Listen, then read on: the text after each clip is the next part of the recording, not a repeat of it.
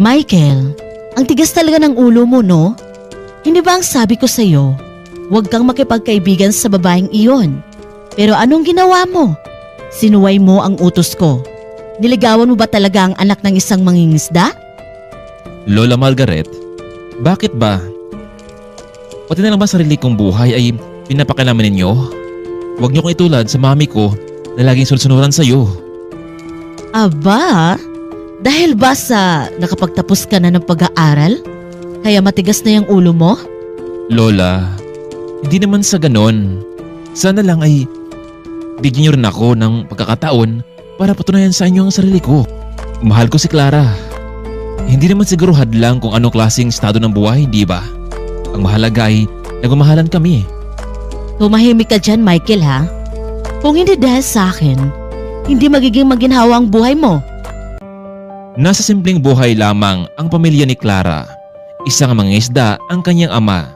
Samantalang ang kanyang ina naman ay tendera sa palengke. Kahit ganun pa man, ay hindi nagkulang ang mga magulang para mapag-aral ang anak sa kolehiyo. Tay, sasama ako sa inyo sa laot.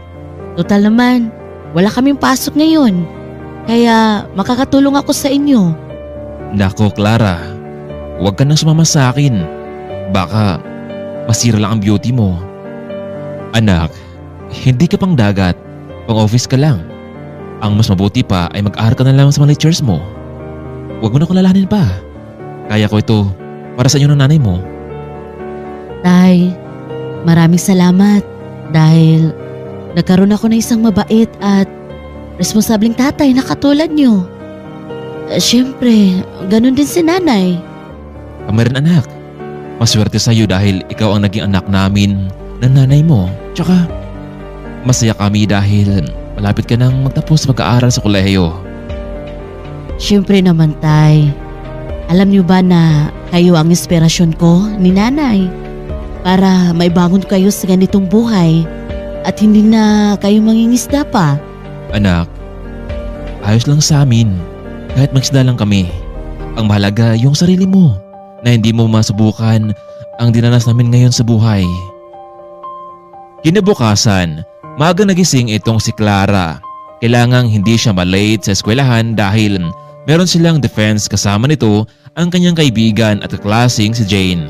Hi, mabuti naman at nandito ka na, Clara. Akala ko malilate ka na naman. Sagutin mo na kasi si Michael para naman natin sundo ka na sa eskwelahan. Jane, nangako ko kina nanay at tatay na magtatapos muna ako ng pag-aaral at makapaghanap ng trabaho. Bakit pa kasi ang lalaking iyon ang pinag-usapan natin, Jane? Nakahanda ka na ba sa magiging defense natin dyan? Nagkakilala kasi noon itong si Clara at Michael sa isang party na kaklase nila. Nambitahan din itong si Michael dahil malapit ito sa pamilya.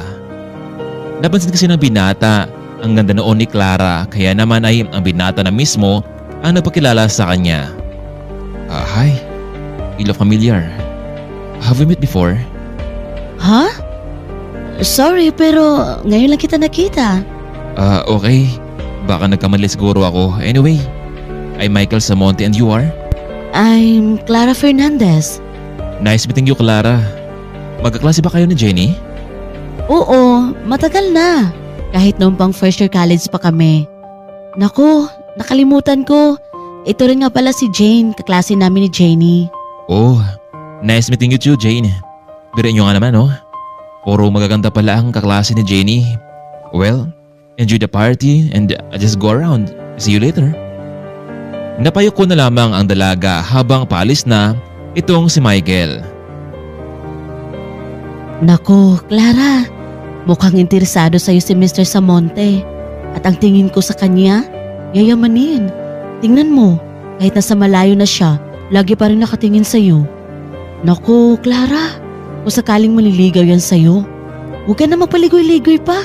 Sagutin mo na. Sunggaban mo na best. Grabe ka naman, Jane.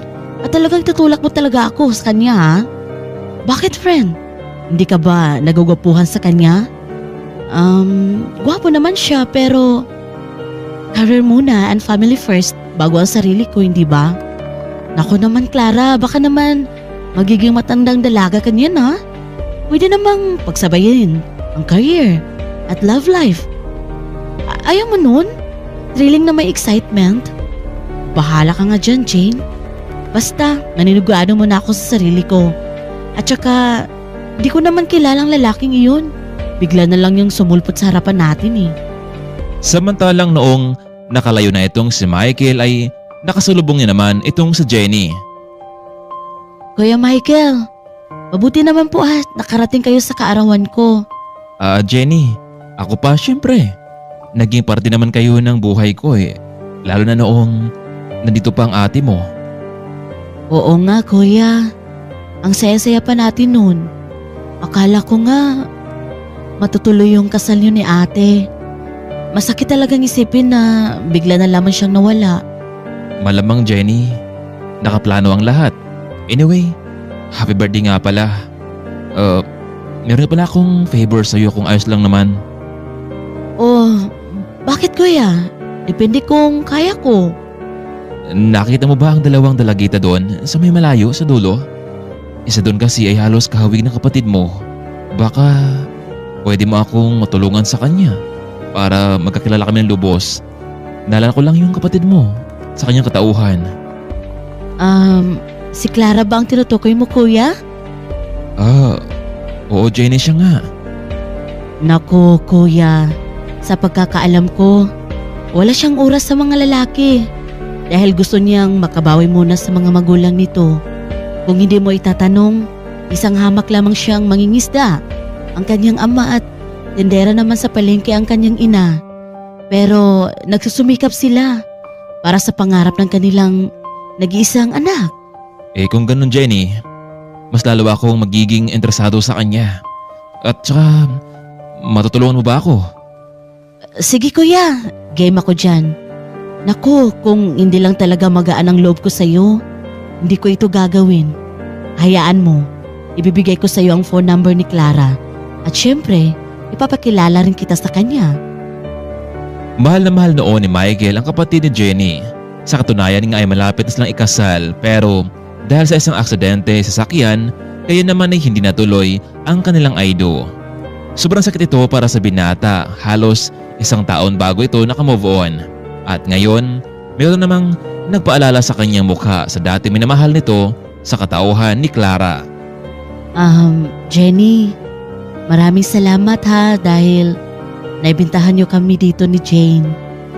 Nako Clara, parang hindi naman tayo niyan magkaklase. Siyempre, lahat ng malalapit na kaklase ko ay inibintahan ko. Maraming salamat talaga Jenny ha. Nag-i-enjoy kami sa kaarawan mo. Ha? Nag-i-enjoy na kayo eh. Hindi pa nga kayo umiinom ng wine? Shot muna. Naku, Jenny, medyo gusto pa kami ni Clara. Sunod na lang. Sige, kayo ang bahala, Clara. And take note, isa na itong businessman at parang may gusto ito sa iyo eh. Kausapin mo lang siya. Malay natin, magustuhan mo rin siya. Binigay ko na pala ang number mo sa kanya.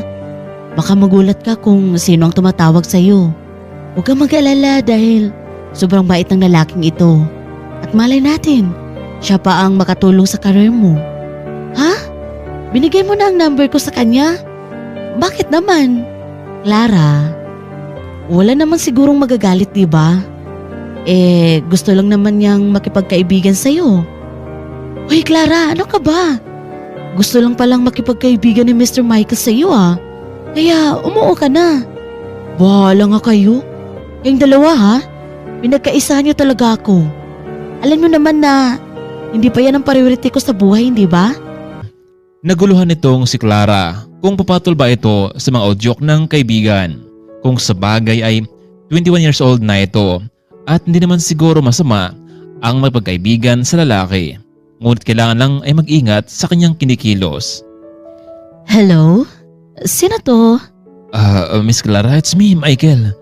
Natandaan mo ba ako nung birthday ni Jenny? Oo. Ikaw yung kakilala ni Jenny, hindi ba? Anong meron? Bakit ka napatawag? Ang totoo, Clara, Gusto lang sana kitang makausap eh. Para kasing magaan ang loob ko sa'yo. Mr. Samonte, ano ba talaga ang gusto mo? Dahil hindi ako interesado sa iyo eh.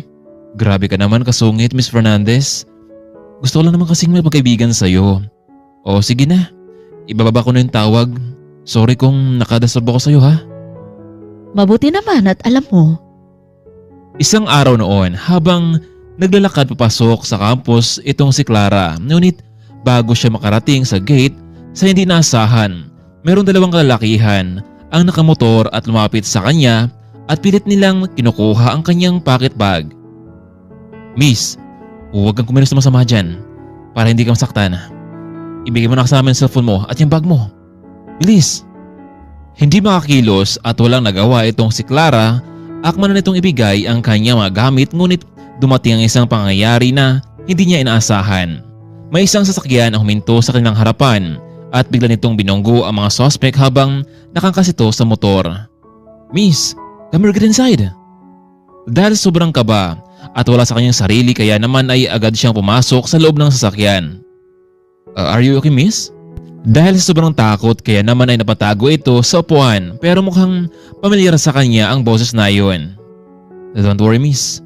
You'll be safe here. Sinilip ni Clara kung tama ba ang kanyang hinala sa boses na iyon. Ikaw? Mr. Samonte? Ay, naku. Ikaw pala yan, Miss Fernandez? Biruin mo nga naman ano? Tinulungan kita dito kahit sobrang sungit mo sa akin. Naku, mabuti na lang at ako ang tumulong sa'yo. Alam mo kasi, wala naman kasi ako masamang intensyon sa'yo eh. Paano na lang kung hindi ako nakita sa'yo dito, baka kung napano ka na. Mr. Samonte, sorry kung naging masungit ako sa'yo ha. Hindi lang kasi ako sanay na makipag-usap ng isang lalaki eh. Maraming salamat nga pala sa tulong mo. Kung hindi dahil sa'yo, baka kung napaano na ako. Ano bang gagawin ko para makabawi sa pagligtas mo sa akin? Ano ka ba? Wala naman yun. Nagkataon lang siguro na dumaan ako dito at nakita kita kaya ginawa ko ang narapat sa kanila.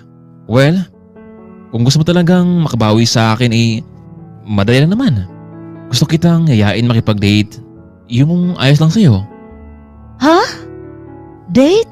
Pero hindi ko pa naman kasi nasubukan ng mga ganyang bagay eh. Alam mo, huwag ka na mag-alala dyan kasi ako nang bahala sa lahat. Pati ang suot mo, ako nang bahala. Teka lang, wait. Para namang hindi yata patas yun Dapat ako ang mag-treat sa'yo. Huwag na. Ako na nga bahala sa lahat eh. At bukas dahil Sabado naman di ba? At wala kang pasok, tatawagan kita. Okay ba sa'yo? Sige, Mr. Samonte. Bababa na ako dito Maraming salamat talaga ulit. No. Para mas maging ligtas ka, ihatid na kita sa loob ng campus. Naku, wag na Mr. Samonte. Kaya ko naman ang sarili ko eh. Huwag ka nang mapilit pa, Clara. Ako na nga itong nagmamahal ng loob sa'yo para maging safe ka. Wala na siyang nagawa kundi umuo na lamang sa sinabi ng binata. Habang papasok sila sa gate ng campus ay napansin niyang maraming mga mata ang nakatingin sa kanilang sasakyan. Nahiya tuloy siyang bumaba dahil baka puro naman panglalait ang kanyang marinig mula sa kanila. Lalo na at isa siyang anak mangingisda na nakasakay ngayon sa isang mamahaling sasakyan. Naku naman Bakit pa kasi inatin niya pa ako dito sa loob eh? Miss Fernandez, meron ka bang problema? Malaking problema, Mr. Samonte. Alam mo bang, hindi nila ako tinitigilang kantsawan na nakisakay ako sa sasakyan ng isang mayaman. Ano naman ngayon? Inggit lang sila. Sige na, bukas. Huwag mong kalimutan tatawag ako sa'yo kung saan tayo pwedeng magkita, okay? Bumaba nang itong si Clara at hindi nga siya nagkamali, maraming mga mata ang nakatingin sa kanya kung bakit siya nakasakay sa ganong sasakyan.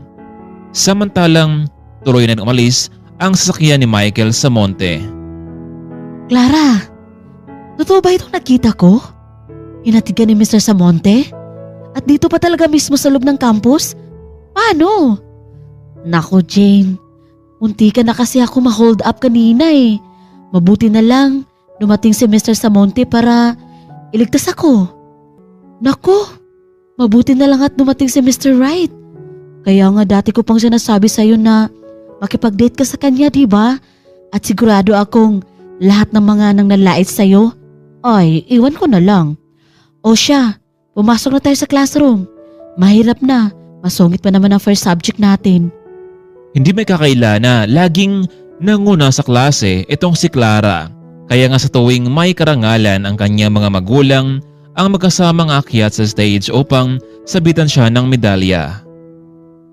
Oh, narito na pala ang anak ng mangingisda na gold digger. Biruin niyo, nagayuman niya ang isang mayamang lalaki. Sad naman ang kakalasing walang gusto kay Clara. Hayaan mo na sila, Clara. Naiinggit lang sila sa'yo eh. Dahil merong lalaki na kagusto sa'yo. Clara, matapos ng klase natin ngayon, asikasuhin mo yung special date nyo para bukas ni Mr. Samonte. Pero kinakabahan ako, Jane eh, kung ano ang kahinatnan nito. What if sa palagi niyang pakipag-usap sa akin, mahulog ang loob ko sa kanya? What if malaman ito ng mga magulang ko? Anong gagawin ko? Nako, Clara, puro ka na lang what if eh. Basta, kung ano ang desisyon mo, nandito lang ako, okay? Matapos ng kanilang klase ay sumabay na itong si Clara sa kanyang kaibigan na palabas ng campus para hindi maulit ang nangyaring iyon kanina. So, paano, Clara? Hindi ka na ba pupunta sa bahay? Hindi na, Jane. Maraming salamat talaga. Gaya ng sabi mo, kailangan kong paghandaan ito. Paano kaya kung sasabihin ko na lang ni nanay at tatay na merong gusto makipag-date sa akin na isang mayaman? Baka sang-ayon din sila. Nako, Clara, ang mahalaga, hindi magiging masama ang loob sa bawat isa ninyo. Ilang minuto ang nakalipas ay nakarating na nga itong si Clara sa kanilang bahay, ngunit wala pa ang kanyang mga magulang. Maya-maya pa may biglang tumawag sa kanyang phone. Hindi niya alam kung sino ito. Hello? Sino po sila? Clara, kasama nito ng nanay mo sa palengke. Pumunta na kayo dito sa ospital. Bigla na lamang natumba ang nanay mo. Ano? Paano nangyari yun? Basta, pumunta kayo ng tatay mo dito, dali. Ang doktor na amang paliwanag sa inyo.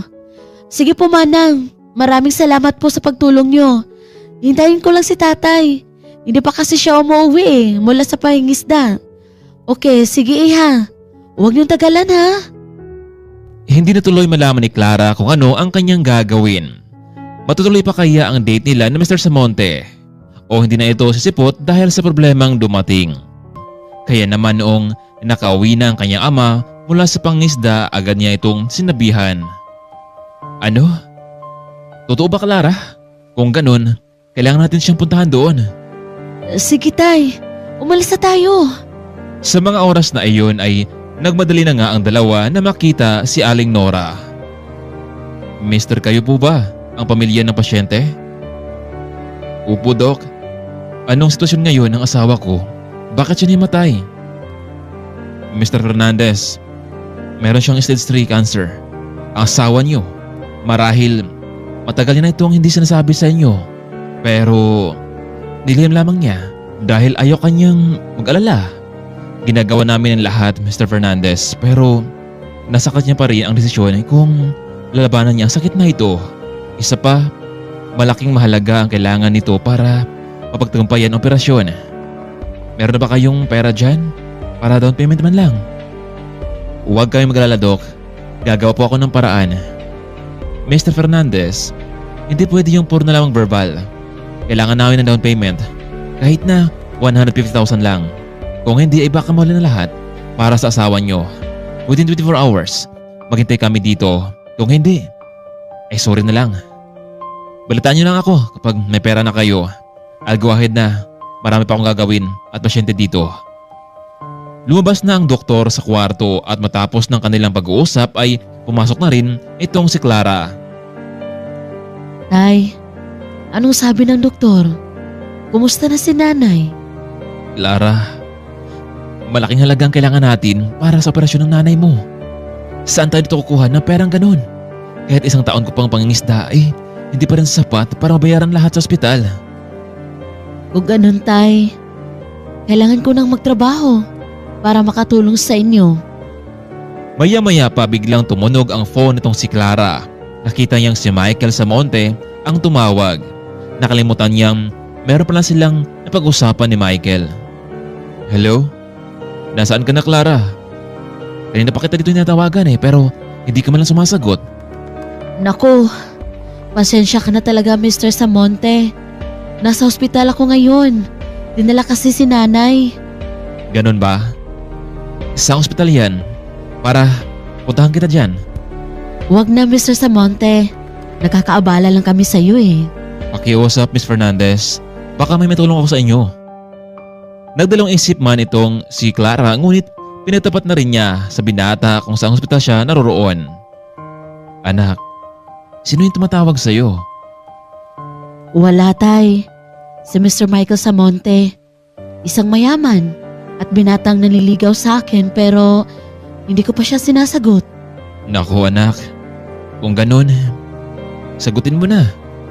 Baka pwede siyang makatulong sa atin at makiram tayo ng malaking halaga para sa operasyon ng nanay mo.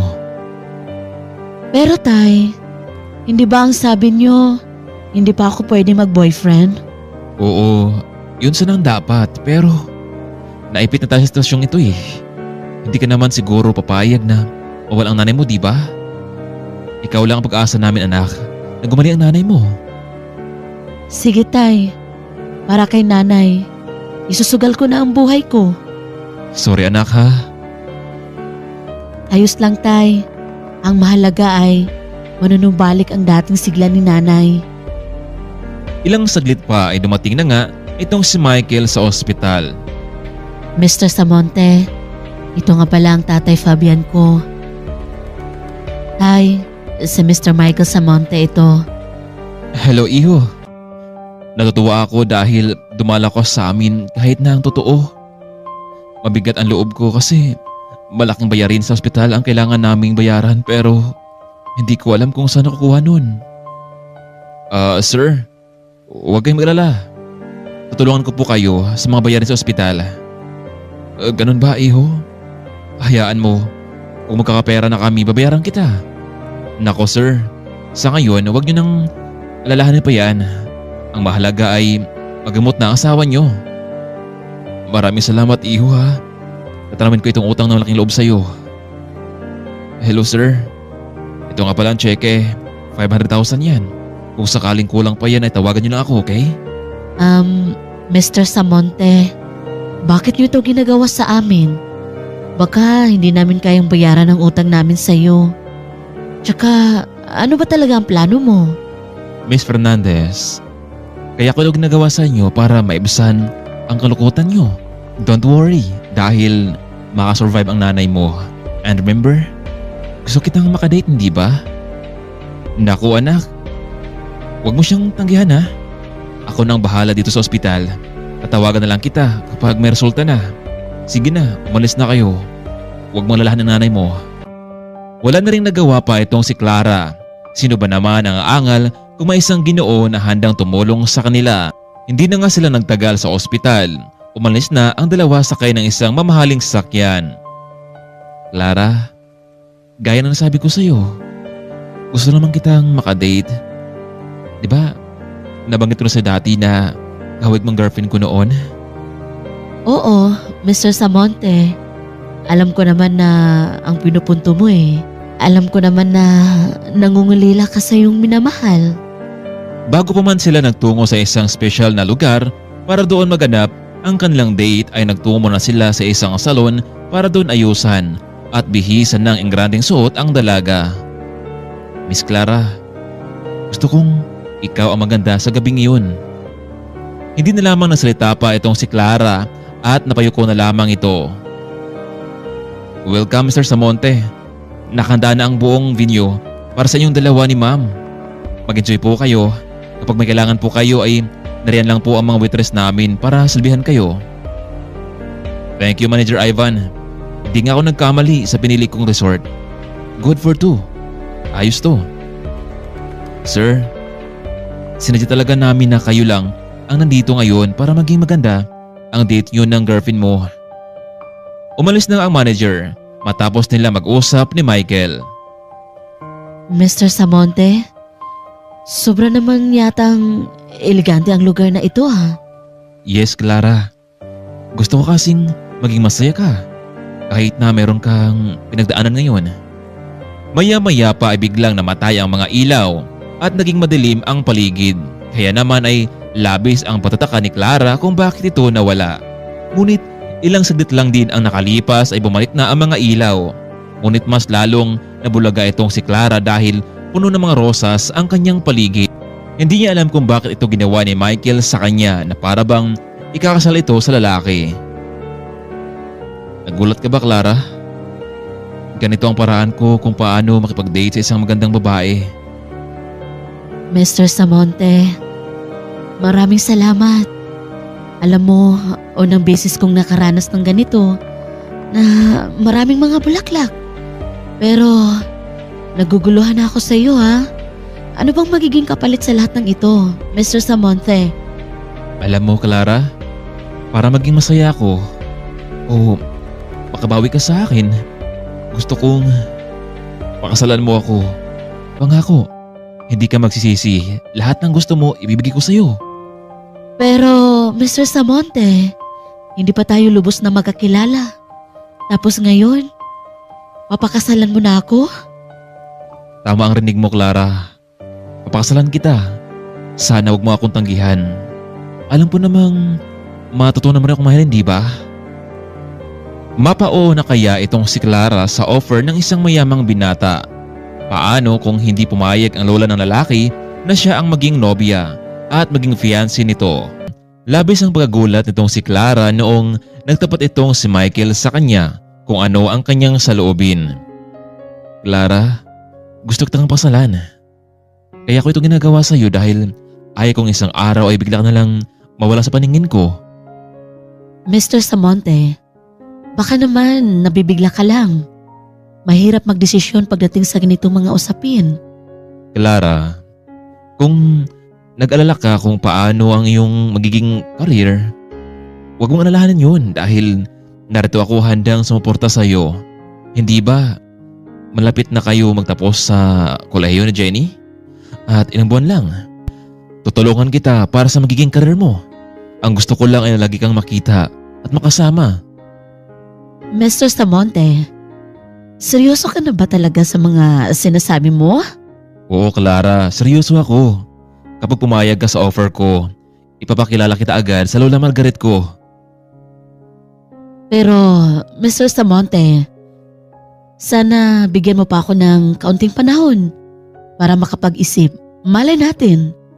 Siya nga pala, maraming salamat sa special date natin. At higit sa lahat, sa naging tulong mo sa pamilya ko. Pwede mo na ba akong ihatid sa ospital? Hindi kasi ako mapakali sa sinapit ni nanay eh. Okay, Clara. Maghintay ako sa pagiging sagot mo sa akin. Hapon na noon, bago sila nakalabas sa isang private resort, ay muling hinatid ni Michael ang dalaga sa ospital. Tay, kumusta na si nanay? Ayun anak, sa ngayon, kasalukuyan siyang inoperahan. Kumusta naman ang date niyo ni Mr. Samonte? Ayos lang naman din, Tay. Tay, meron akong gustong sabihin sa inyo ni nanay. Pero bago yon, umaasa akong lalaban si nanay. Sana nga anak maging successful ang operasyon. Kahit hindi mo na sabihin sa akin, alam ko na ang gusto mong sabihin. Kayo na ba na Mr. Samonte? Hindi pa, tatay. Iniisip ko pa ng mabuti. Pero para sa inyo ba? Okay lang ba sa inyo? Sa tingin ko naman, Clara, mabuti at matino siyang lalaki para sa iyo. Pero nasa pa rin ang desisyon eh. Halos matapos ng 24 oras ay naghintay pa rin ang mag-ama sa ibabalitan ng doktor sa kanila. Mabuti na lang at hindi sila binigo ng doktor bagamat malaki ang kanilang nabayaran sa ospital, ay naging successful naman ang operasyon at hinintay na lamang nilang mamulat ang mata ni Nora. Hello, Clara, kumusta ng nanay mo? Okay na siya, Mr. Samonte. Sobrang thank you talaga sa pirang pinahiram mo sa amin. Siya nga pala, kung hindi ka na busy, pwede ba tayong mag-usap? Oo naman Clara. Pagkalabas ko mula sa office ay pupunta ako sa ospital. Sige, Mr. Samonte. Maraming salamat ulit. Tila nakapag-desisyon itong si Clara na sasagutin naman itong si Michael. Hindi naman siguro mahirap matutunang mahalin ang lalaking katulad niya. Nang hapon ding iyon ay dumating na si Michael sa ospital. Sir, kumusta na po si Nanay Nora? Sabi ng doktor, iho, hintay namin siyang magising. Mabuti naman po kung ganun. Nasaan nga pala si Clara? Bumili siya ng pagkain, iho. Hintay mo lang siya at nandito na siya mamaya-maya pa. Pero alam mo, gusto rin kitang makausap tungkol kay Clara. Pinagtapat niya sa akin na balak mo siyang ligawan. Ang totoo, hindi ko siya pinapintulutan na magkaroon ng nobyo. Gusto kong karar muna pero sa nakita ko naman na talagang mahal mo siya. Tungad ako, hindi na ako tututol sa inyo. Nako, maraming salamat po sir. Kung ganon, hayaan nyo. Gagawin ko ang lahat para sa anak nyo. Yun nga lang kung sasagutin niya ako. Anak, bukas yan. Buksan mo na. Oh, Mr. Samonte, nandito ka na pala. Kanina ka pa ba? Kakarating ko lang din naman, Clara. Ano bang sabihin mo sa akin at pinapunta mo ako dito ngayon? Excuse me na sa inyong dalawa, anak. Alis muna ako saglit. Saan ka pupunta, tay? May kakusapin lang ako, anak. Michael, maiwan mo na kayo ha? Sige po sir, mag-ingat po kayo. Hindi malaman ni Clara kung saan patungo ang kanyang ama. Hindi naman ito pwedeng mangisda dahil medyo masama ang panahon. Mr. Samonte, nakapag-desisyon na ako. Oo, pumapayag na ako sa gusto mo. Ang ibig mong sabihin na pumayag ka ng maging girlfriend ko? At magpapakasal ka sa akin? Oo, Michael, pumayag na ako. Alam kong hindi pa natin kilala ang isa't isa, pero nakikita ko naman sa'yo na responsable kang lalaki. Nako, kung gano'n Clara, ipapakilala kita sa lola ko. Sigurado akong matutuwa siya kapag nakita ka. Michael, okay lang bang bago mo ako ipakilala sa lola mo, gusto ko munang makasigurado na gising na si Nanay Nora. Huwag kang mag-alala dahil kung ano ang desisyon ko, hindi na yun magbabago pa. Isa pa, gusto kitang ipakilala sa nanay ko. Walang problema yun, Clara. Maganda nga yun para naman ay malaman ng nanay mo ang tungkol sa atin. Samantalang habang nasa labas naman noon itong si Fabian, may tumawag sa kanyang phone. Hello, sino to? Fabian, hindi mo na ako nakikilala? Nasaan si Nora? Gusto ko siyang makausap. Senyora Luz, wala po dito si Nora. Ano? Anong ibig mong sabihin? Iniwan mo ang anak ko? Hindi naman po senyora. Ang totoo kasi, nagkasakit siya ngayon at nasa ospital ngayon. Pero huwag kang alala dahil matagumpay naman na kanyang operasyon. Ano? Operasyon? Ang ibig sabihin malala ang kondisyon ng anak ko? Nasa ospital yan at pupuntahan ko siya. Sige po senyora. Ibibigay ko sa iyo ang address. Hindi na matiis ni Senyora Luz na hindi makita ang kanyang isang anak na si Nora. Halos 20 taon na ang nakalipas mula noong umalis sina Fabian at Nora dahil hindi payag noon si Senyora Luz na si Fabian ang lalaking napili ng kanyang anak. Ang masakla pa dito ay nadalang tao noon itong si Nora ngunit hindi niya ito pinaalam sa kanyang ina. Pero dahil pinili noon ni Nora kung sino ang masutibang sa kanya, at di nga siya nag-alinlangan na piliin niya itong si Fabian Fernandez. Kung gano'n, Nora, kung pinili mo ang lalaking ito, isang mangingisda, lumayas ka na dahil ikinahihiya kita. Ayaw na kitang makita dito sa mansyon. Sige ma'am, aalis ako. Pero ito ang tatandaan mo. Hindi na ako babalik dito kung ganito ang pinapakita niyo sa amin. Umalis ka na! Alis! Nora, Sigurado ka ba sa desisyon mong yan na sumama sa akin? Oo, Fabian. Di bali nang maghirap tayo. Ang mahalaga ay buo ang pamilya natin. Hindi ako papayag na maghiwalay tayo. Magsusumikap tayo para sa magiging anak natin. Salamat Nora na ako ang pinili mo. Oo. Tama ka. Walang mahirap basta magtulungan lang tayo na palakihin ang anak natin. Labis ang hinanakit noon ni Senyora Luz dahil binigo siya ng kanyang anak at sumama ito sa isang mangingisda.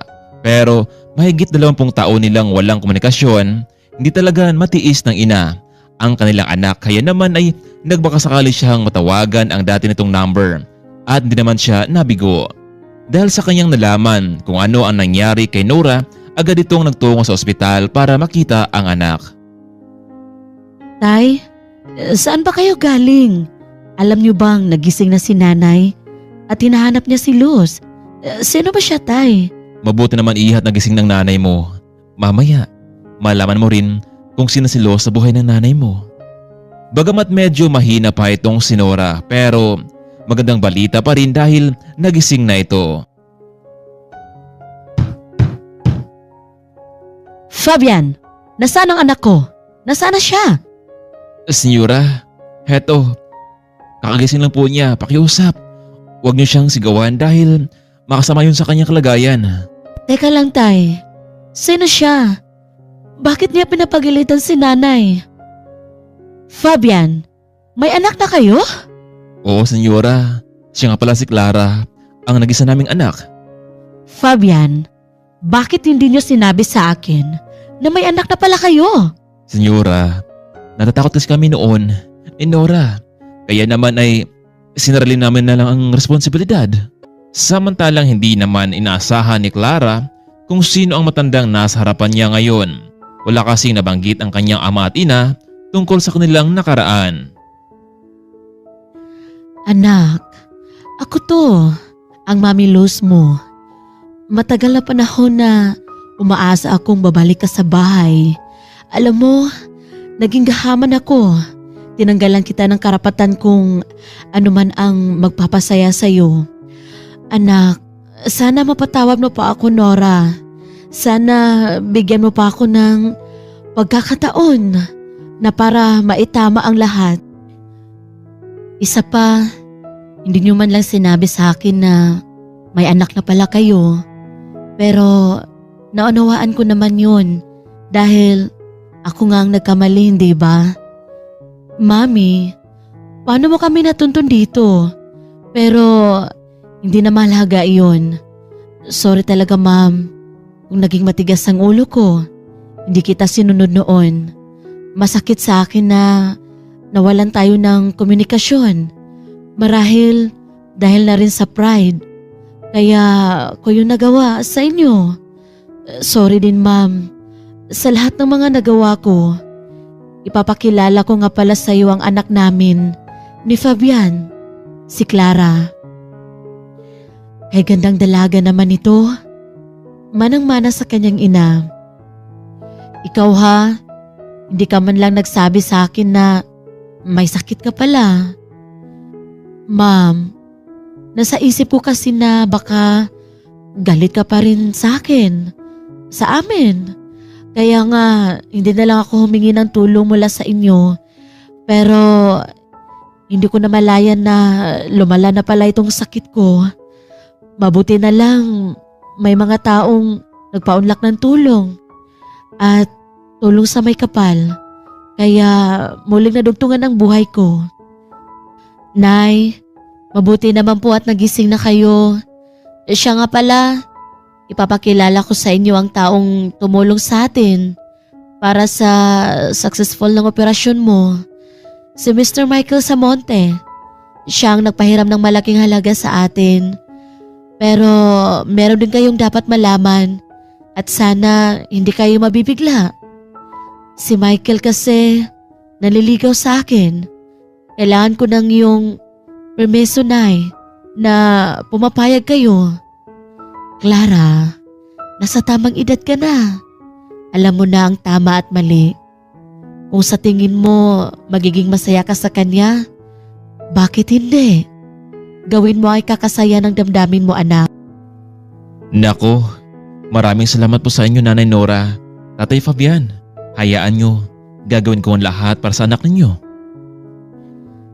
Apo, Clara, Nora, Fabian, sana paunlakan niyo ako na maghanda ako ng isang salo-salo sa sunod na mga araw bilang pasasalamat na nagkamabutihan ng ating pamilya.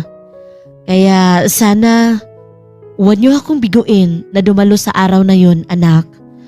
Oo naman, Mami. Pupunta kaming lahat doon. Nora, pwede ba kitang mayakap, anak? Oo naman, Ma'am.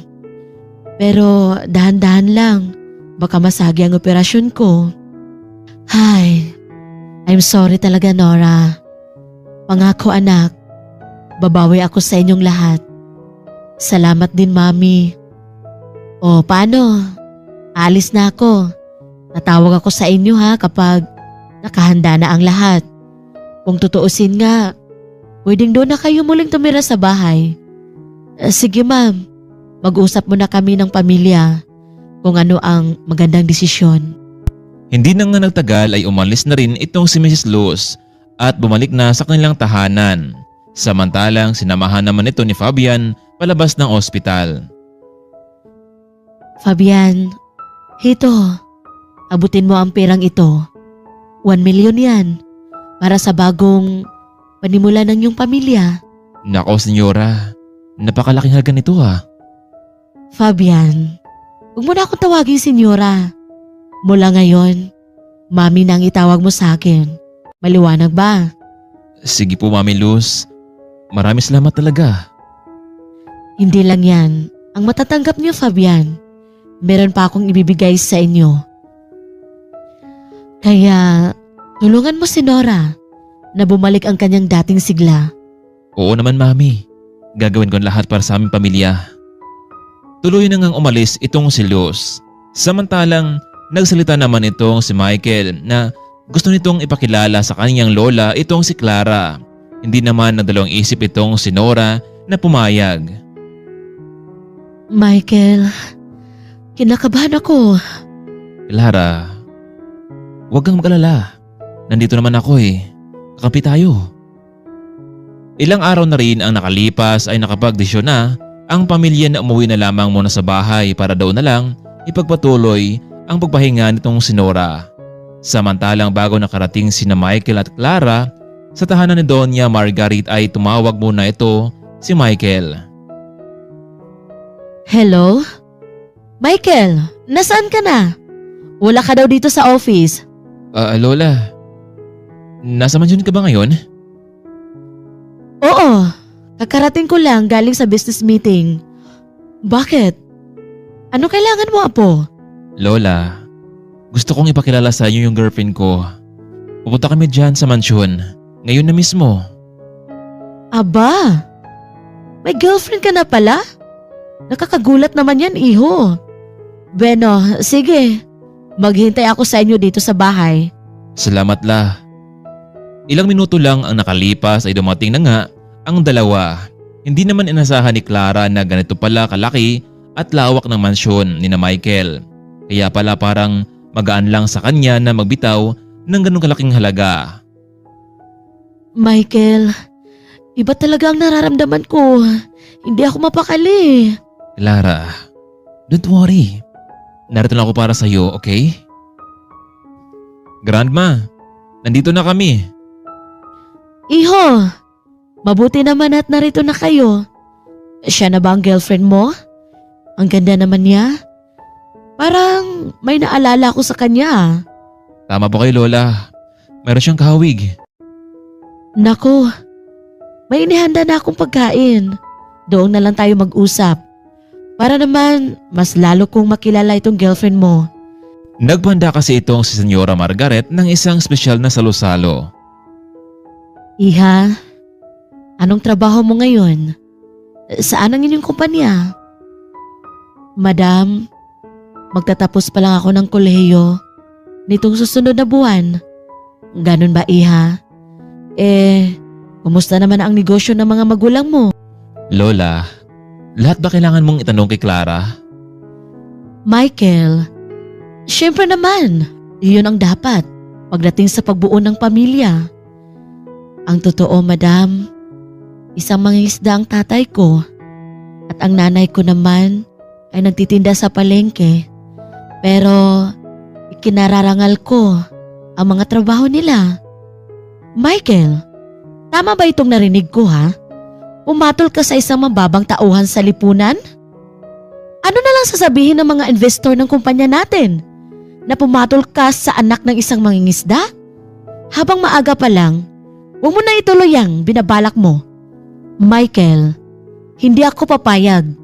Huwag mong dungisan ang pangalan natin dahil lang sa babaeng iyan. Naintindihan mo ba ako, Michael? Ikaw naman babae ka, kung sino ka man, bumalik ka na kung saan ka nang galing dahil hindi ka nababagay dito. Lola, hanggang ngayon ba, ayaw pa rin akong magdesisyon sa sarili ko? Malaki na ako. Alam ko na ang tama at mali. Kaya kahit ano pang upigil mo sa akin, hindi na ako papayag, Lola. Mahal ko si Clara at papatunayan ko sa iyo yun.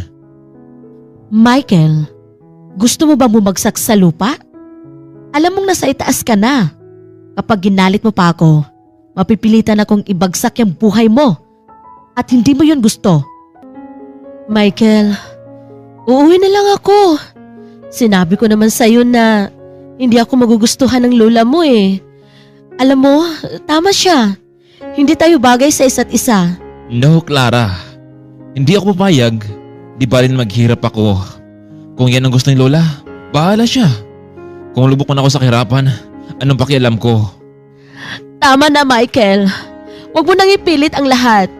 Kung ayaw ng lola mo sa akin, baka masira pa ang relasyon yung maglola dahil lang sa akin. Aalis na lang ako. Huwag mo na akong ihatid pa. Baka mas lalong magalit sa akin ng lola mo.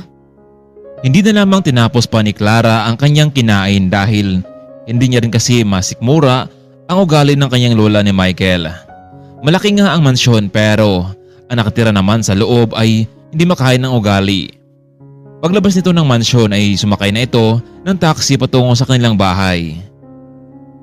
Lola, bakit mo naman pinahiya si Clara? Akala ko ba gusto mong magkaroon ako ng nobya? Pwede ba, Michael?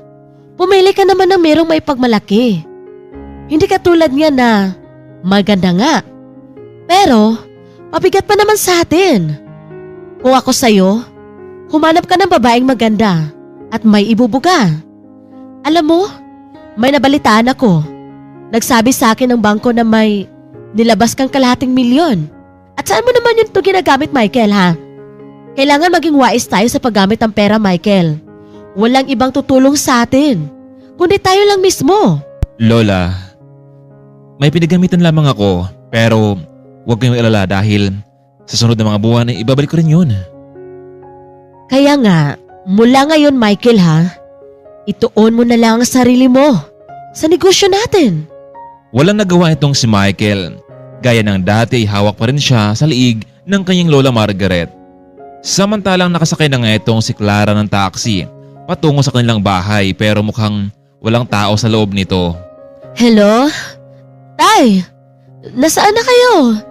Nasa ospital pa rin ba kayo? Wala na, anak. Nakalabas na kami ng nanay mo. Nandito nga pala kami sa lola mo sa mansyon. Dito na tayo titira. Huwag kang malala dahil mayroon sayong sundo sa'yo dyan. Alam mo bang naghanda na ang lola mo ng isang salo-salo bilang welcome back party sa nanay mo? Naku, ganun ba, Tay? Maghintay na lang ako dito sa bahay hanggang dumating ang magsusundo sa akin, Tay. Labis naman ang pagtataka ni Clara kung bakit may sundo sa kanya.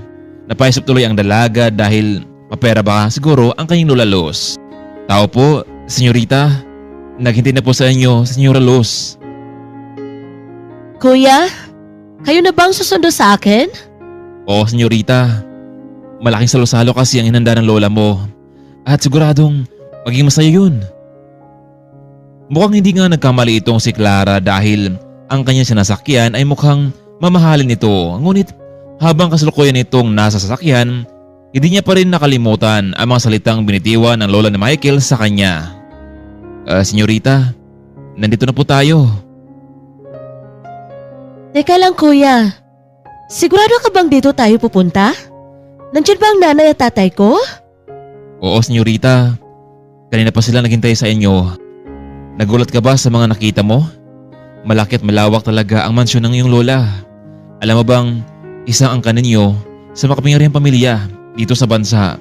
Kahit sinong nasa business industry ay nakilala sa lola mo.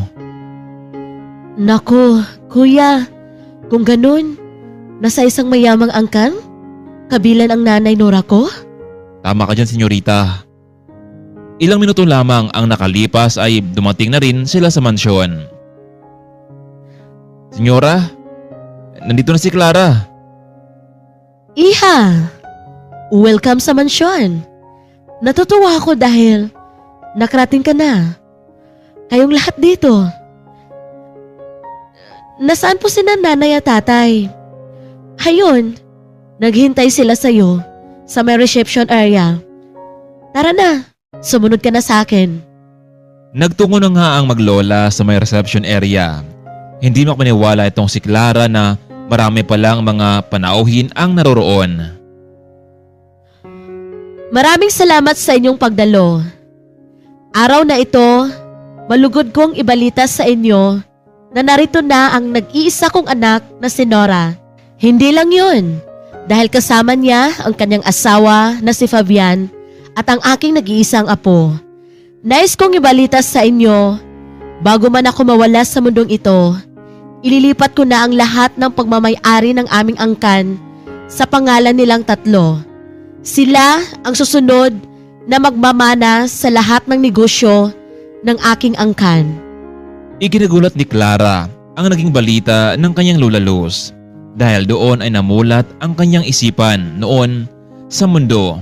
Bagamat salat man sa buhay, naibigyan naman ng kanyang tatay ang lahat, lalo na at ilang buwan na lamang ay makapagtapos na ito ng pag-aaral. Pero ito ngayon ang hindi inaasahan. Matapos ng lahat ay magiging isang mayaman sa isang iglap. Makinig kayong lahat. Bukas, ipapakilala ko si Clara sa lahat ng mga investors sa buong bansa. Siya ang magiging next CEO bilang kahalili ko. Ito ngayon ang ikinagulat ng dalaga dahil hindi naman ito inasahan na siya ang magiging tagapagmana. Matapos ng celebration ay nagsiuwian na ang mga bisita, samantalang kinausap naman ni Clara ang kanyang lola tungkol sa nabanggit dito. Lola, totoo ba yung narinig ko lahat kanina? Clara, oo, totoo ang lahat ng iyon apo. Lola, paano kung hindi ko magampanan ang tungkulin ko? Iha, nandito pa naman ako para turuan kita. Huwag kang mag-alala dahil meron ka namang sekretary na siyang alalay sa'yo. Samantalang sobrang saya naman ni Nora at Fabian sa malaking balita ni Senyora Luz para sa kanilang anak. Mabuti naman Nora at tanggap ng mami mo ang anak natin.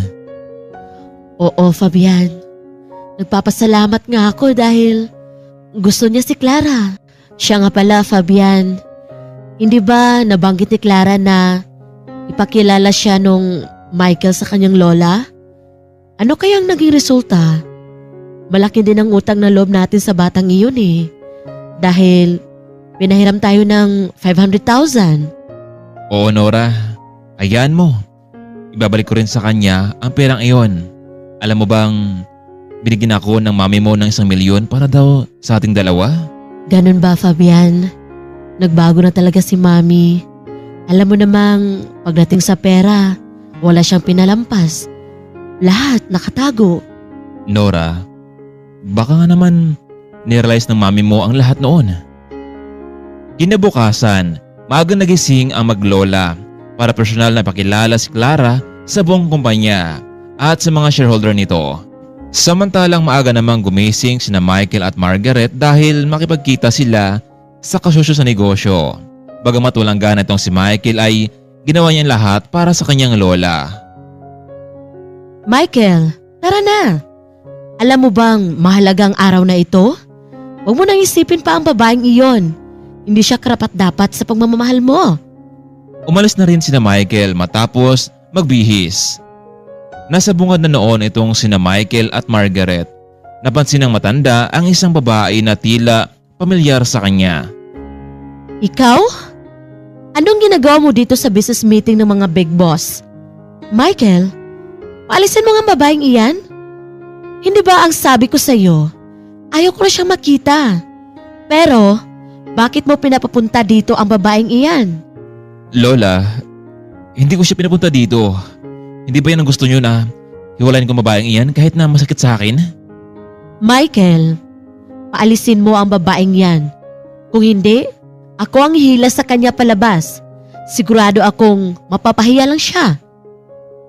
Clara, ano bang ginawa mo dito? Pwede bang umalis ka na dito? Please, pakiusap. Michael, hindi naman kayo ang pinupuntahan ko dito eh. Meron rin akong ka-meeting tungkol sa negosyo ng lola ko. Anong pinagsasabi mo? Michael, malalaman mo na lang ito mamaya. Ngunit guilty pa rin itong si Margaret kung bakit nakapasok sa loob ng malaking gusali ang anak ng isang mangingisda. Ayaw mo talagang umalis, Clara? Hanggang dito ba? Naamoy ko ang amoy mo? Biglang hinawakan ni Margaret itong si Clara sa may braso at nila palabas ng gusali. Hindi ka nababagay dito. Kung hindi si Michael ang napapasok sa'yo dito. Sino? Sumagot ka! Sino? Bitawan mo ang apo ko, Margaret Samonte. Hindi ko alam na ganyan pala ang ugali mo. Inakala ko noon na mabuti kang tao. Bilyong halagang ina-invest ko sa kumpanya mo. Pero sa ganitong paraan sinasaktan mo ang wala namang kalaban-laban? At ang apo ko pa talaga, Margaret Samonte? Luz Clarkson, ang babaeng ito pa? Ang apo niyo? Paano? Samantalang isa siyang anak ng mangingisda at tindera lang sa palengke ang kanyang ina. Margaret, diyan ka nagkakamali. Dahil anak ko ang kanyang ina. Hindi mo ba alam kung bakit tinawag ko lahat ng mga board member at ang ilang mga investor? Para ipakilala ko sa inyo ang bagong magiging next CEO ng kumpanyang ito. Paano kung kukunin ang lahat ng shares sa kumpanya mo? Panigurado akong babagsak ka, hindi ba? Makinig kayong lahat. Si Clara Clarkson Fernandez ang bagong CEO sa kumpanyang ito. Si Clara lang naman ang magpapatuloy ng nasimulan ko. Pasensya ka na, Margaret Samonte. Mukhang hindi ko nagustuhan ang tabas ng dila mo, ha? Lalo na sa apo ko pa. Luz Clarkson, ipagpaumanhin niyo po. Hindi ko naman alam na si Clara pala ang apo ninyo. Mula sa araw na ito, Margaret, binabawi ko na ang bilyong perang ini-invest ko sa kumpanya mo. Please, Clara. Kausapin mo ng lola mo na huwag niyang ituloy ang binabalak niya. Huwag mo sanang kalimutan na ako ang naging dahilan kung bakit buhay pa ang nanay Nora mo. Michael, huwag kang mag-alala dahil ibabalik ko sa iyo ang perang pinahira mo sa amin. Pero hindi ko naman siningil ang perang iyon, Clara. Ang sa akin lang, pakiusapan mo ang lola mo na huwag niya ituloy ito. Huwag siya mag-back out sa kumpanya namin dahil malaking kawalan yun sa amin. Sorry, Michael. Kung ano ang desisyon ni Lola, wala na akong magagawa doon. Sa araw na iyon ay nakapag-desisyon itong si Luz Clarkson na bitawan na ang kumpanya ng mga Samonte at wala namang magagawa si Clara para pigilan ito. Samantalang binalik naman ni Fabian at Nora ang perang pinahiram sa kanila noon at dinubli pa nila ito. Sorry Mr. Samonte, kung tutuusin nga, malaki ang utang na loob namin sa inyo. Kaya nga dinubli ko na ang pera. Ang lahat ng ito ay desisyon ni Luz Clarkson at sumunod lang kami. Wala lang nagawa pa itong sina Margaret at Michael kahit anong pagmamakawa nila kay Luz. Kinansela na nito ang lahat ng transaksyon sa kanilang kumpanya. Samantalang tuloy namang naging kahalili itong si Clara sa kanyang lola Luz. Ginabayan ito para matutunan ang lahat ng mga dapat malaman. Mula noon, wala na ring paramdam itong si Michael sa dalaga. Nabiltaan na lang nito na nalugi at nagsara na ang kumpanyang pinagmamay-ari ng mga Samonte. Hindi inasahan ni Clara na matapos ng lahat, ganito ang kanyang natamasa ngayon. Dating inapi sa paaralan dahil sa trabaho ng kanyang mga magulang at ngayon siya na mismo ang nagpatakbo ng negosyo, hindi lang sa loob ng bansa hanggang sa labas ng bansa. Hanggang dito na lang muna kaibigan. Maraming salamat sa walang sawang pagsuporta ninyo sa ating channel.